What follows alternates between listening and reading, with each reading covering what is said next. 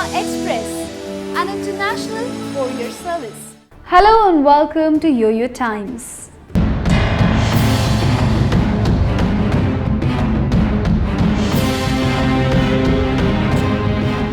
Annabelle is the name which is going on all over the world in your movie theaters. A scary story which throws chills all over your body. Is it a fantasy or a true story? Well, we all know it is a true story by the series made on the doll. But what is the story behind it? What is the story behind the doll? Let me tell you today.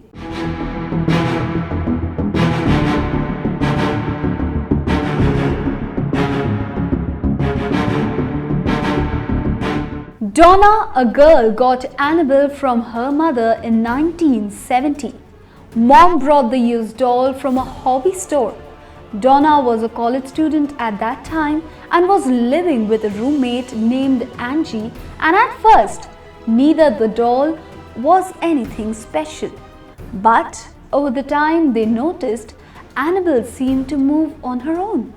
At first, it was really subtle, just changes in the positions, the kinds of things that could be written off as the doll being jostled.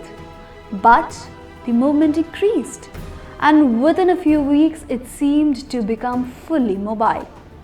The girls would leave the apartment with Annabelle on Donna's bed and return home to find it on the couch. Their friend Lou hated the doll. He thought there was something deeply wrong with it, something evil. But the girls were modern women and didn't believe that sort of thing. There must be an explanation, they reasoned. But soon, Annabelle's action got even weirder. Donna began to find pieces of a parchment paper in the house with messages written on it. "Help us," they would say, or "help Lou." Just to make the whole thing that much creepier, nobody in the house had parchment paper. Where the hell was it coming from? The escalation continued. One night, Donna returned home to find Annabelle in her bed with blood on her hands. The blood, or some sort of red liquid, seemed to be coming from the doll itself. That was enough. Donna finally agreed to bring in a medium. The sensitive sat with the doll and told the girls that long before their apartment complex had been built, there had been a field on that property. A 7-year-old girl named Annabelle Hingis had been found dead in that field.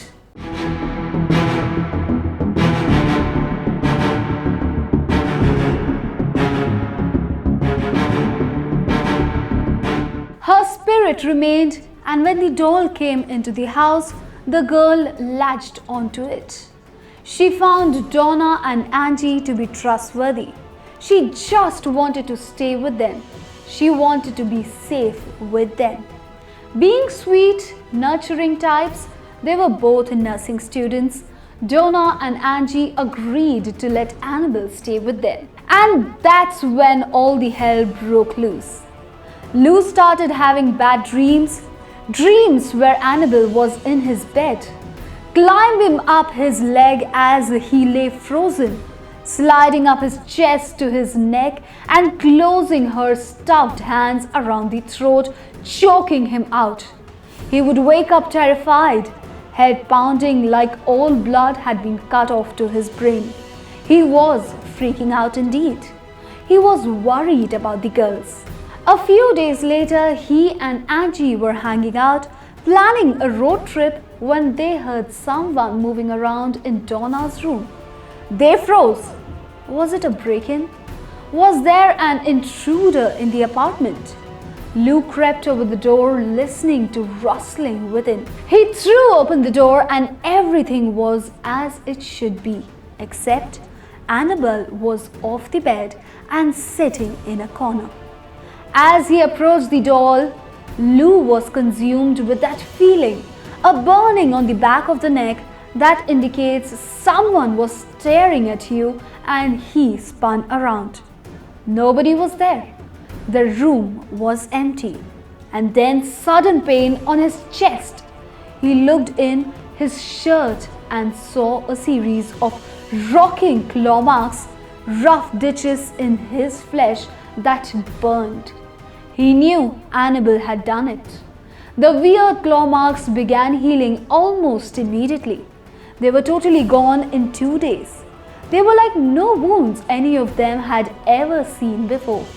They knew they needed more help, and they returned to an Episcopalian priest, who in turn called in Ed and Lauren Warren.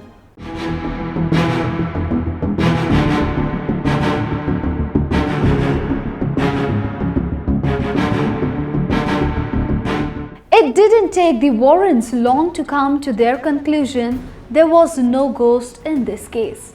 There was an inhuman spirit, a demon attached to the doll. But they warned that the doll wasn't possessed. Demons don't possess things, only people do. It was clinging to the doll, manipulating it in order to give the impression of a haunting. The target was really Donna's soul. A priest performed an exorcism on the apartment, and the Warrens took possession of the doll. They put it in a bag and began the long drive home. Ed agreed to stay off the highways because there was a concern that the demon might play up with the car, and at 65 miles an hour, that would be disastrous. And sure enough, as they drove on the back roads, the engine kept running out. The power steering kept failing, and even the brakes gave them trouble. Ed opened the bag, sprinkled the doll with holy water, and the disturbance stopped for the moment. Ed left the doll next to his desk. It began alleviating. That happened a couple of times, and then it seemed just quiet, finally laying quiet. But in a couple of weeks, Annabelle was back to her old tricks. She started appearing in different rooms in the Warren home. Sensing that the doll was ramping back up to the Warrens, called in a Catholic priest to exorcise Annabelle.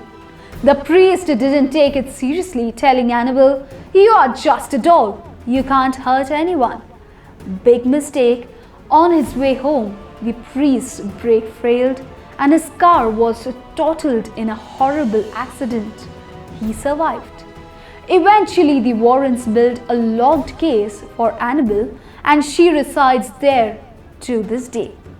The locked case seems to have kept the doll from moving around, but it seems like that whatever trouble entity is attached to it is still there, waiting, biding its time, ready for the day when it can be free again. What do you think? Can you face this Annabelle? Do let us know in the comments below. Share this video to let everyone know the truth of Annabelle.